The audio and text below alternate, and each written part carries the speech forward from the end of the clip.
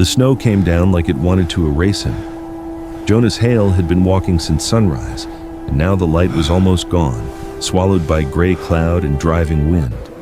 His coat was gone too, traded 3 days back for a loaf of bread and a warning never to show his face in Miller's Fork again. They had called him a fire starter, a liar, a man who burned another man's barn to the ground with 6 horses locked inside. He hadn't done it. But in Miller's Fork, that hadn't mattered. Now his hands were the color of the sky, and his legs had stopped answering him properly, and somewhere behind his ribs a small, stubborn voice kept saying just a little further. He didn't know how far he'd gone when he saw the fence, a crooked wooden post, half buried in drift with a sign nailed crossways, Sparrow Hill Farm, trespassers will be shot. He almost laughed. Of course this was where his legs finally gave out. Jonas went down in the snow at the foot of that sign, and the last thing he heard before the white closed over him was the unmistakable click of a rifle being cocked, and a woman's voice, low and steady, asking the only question that mattered. "Who are you?" she said, "and why are you dying on my land?" Before we go further, if stories like this move you, take a second to like the video, subscribe for more, and tell us in the comments where in the world you're watching from tonight. Now, let's go back to where it began. 3 days earlier, Jonas Hale had still believed in Miller's Fork. He'd lived there 11 months, quiet and careful, mending fences and hauling grain for anyone who'd pay him. He never talked about the wife and boy he'd buried in Ohio, 4 winters back, fever taking them both the same week. Grief had taught him that silence cost less than explaining. Then Otis Renner's barn burned, and 6 horses screamed inside it, and somebody needed a name to blame before sunup. Jonas's name was easy. He was new. He was alone. Nobody would miss him if he vanished. They dragged him out of his boarding room in his shirt sleeves. Renner's brother split his lip open with the back of a shovel. The sheriff, more scared of the mob than of justice, told him to run before they decided rope was faster than fists. So Jonas ran into a Montana Territory blizzard with no coat and no name he could give anyone that wouldn't get him killed. He had lost everything twice now, a family, a home, and now even the lie of belonging somewhere. That was the man bleeding into the snow at Naomi Calloway's fence line. Naomi hadn't meant to find him. She'd only come out because the wind had torn a hinge off the henhouse, and because trouble had taught her these past months to keep a rifle within reach of every chore. Her husband Thomas was 8 months in the ground. The Calloway Ranch, Sparrow Hill Farm, 40 acres of good water and better grazing, was hers now, and everyone from the bank to the church seemed to have an opinion about a widow running it alone. Chief among them was Elias Corrigan, who owned the bank, half the town council, and, as far as Naomi could tell, every silence in Cutter's Bend that mattered. Corrigan had come calling twice since the funeral, once with flowers and sympathy, once with papers. "The note on this land is steep for a woman alone, Mrs. Calloway. I'd hate to see you lose it. My nephew Garrett could run this place proper. All it would take is 1 signature." She told him no both times. She wasn't sure how many more times she had in her, and there was Wesley, 8 years old, and he hadn't laughed since the morning they found his father face down in the corral, a spooked horse standing over him. He hadn't cried much either, not where she could see. He just watched things now, the door, the road, her hands, like he was waiting for the next thing to be taken. So when Naomi found a half-frozen stranger collapsed against her fence post, her first thought wasn't kindness. It was not another thing I have to bury. She almost left him. God help her, she almost did. But then Wesley was suddenly beside her in the snow, small and silent, tugging her sleeve toward the man's face, and something in the boy's eyes, some flicker she hadn't seen in months, made the decision for her. "Get the sled," she said, "now." They dragged Jonas Hale into the farmhouse just before the storm swallowed the last gray light of day, and Naomi Calloway made a choice that would undo everything she thought she understood about grief, trust, and second chances. He woke to firelight and the smell of bread, and a boy staring at him from the doorway like he was a ghost that might still vanish. "You're on Calloway land," Naomi said, not unkindly, from across the room. "You'll stay till the storm breaks and your fever does. After that, you're gone. I don't know you and I don't want trouble. No trouble, Jonas rasped. Just passing through. Men passing through don't usually collapse at gunpoint. He almost smiled. Almost. 3 days turned into a week. The blizzard didn't care about anyone's plans, and Naomi wasn't fool enough to send a fevered man into it. Jonas mended what he could while he healed. A hinge here, a fence post there. Quiet, careful work that asked nothing in return. He noticed things. The way Naomi flinched at hoofbeats on the road. The way the barn's back gate hung on a lock that looked newer than everything around it. The way Wesley followed him at a careful distance, never speaking, always watching. One evening, mucking out the stall, Jonas found the boy sitting on an overturned bucket, just studying him work. "You don't talk much," Jonas said, not looking up. "Neither did I for a long while. Lost my boy once, about your age." He kept his hands moving. "Didn't have words for it either." Wesley didn't answer, but he didn't leave.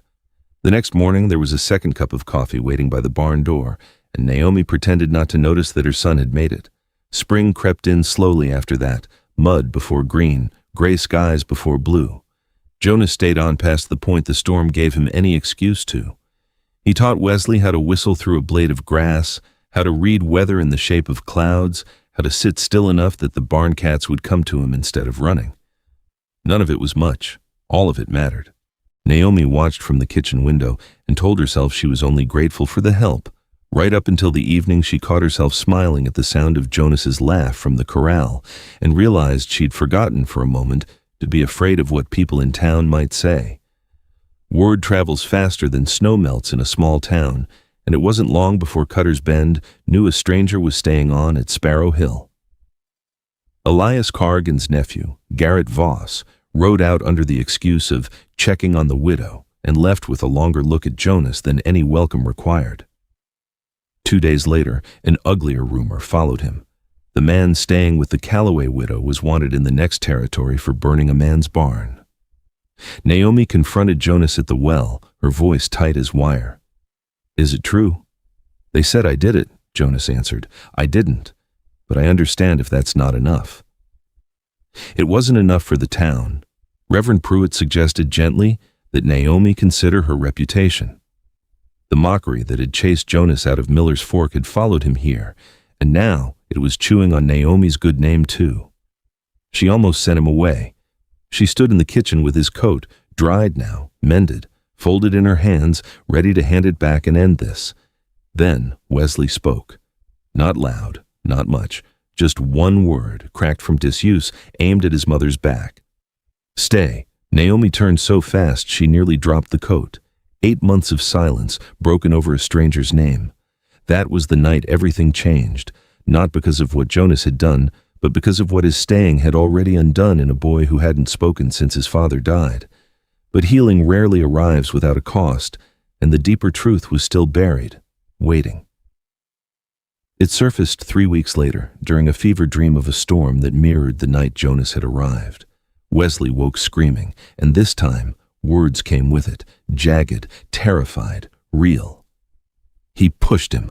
I saw. Garrett pushed him and the horse." Naomi went white as the snow outside.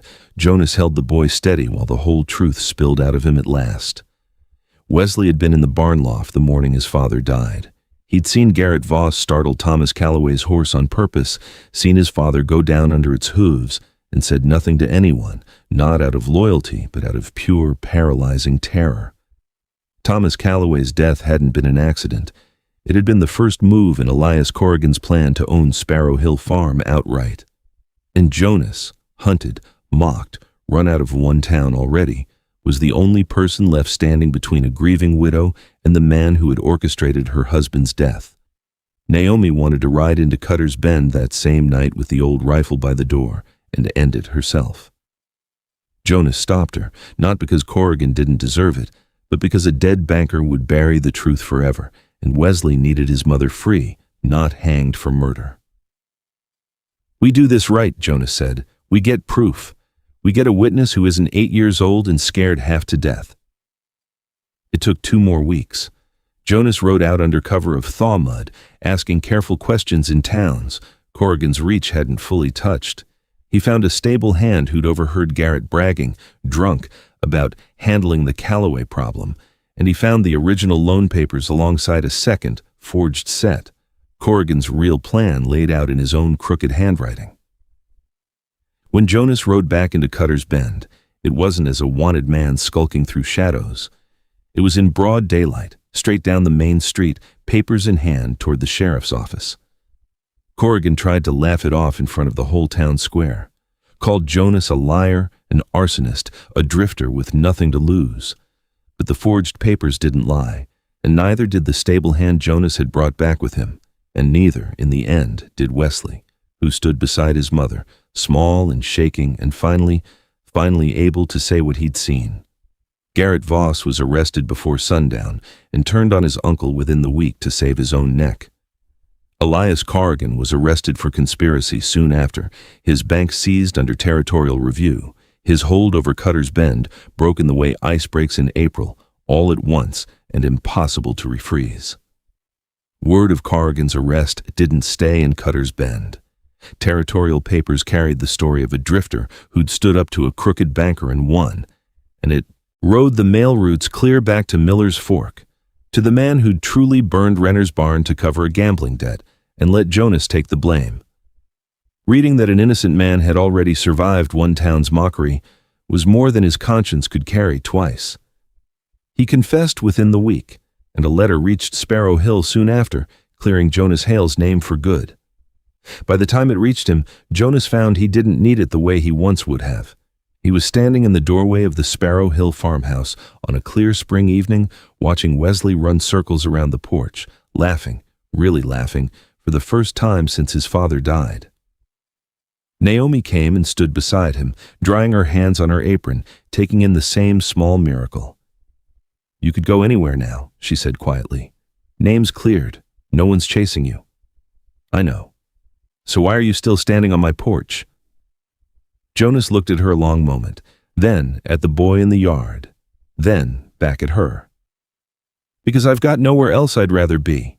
Naomi's eyes were bright, but her voice didn't waver. It never did, not when something mattered this much. "You need a home," she said, "and my son needs a father.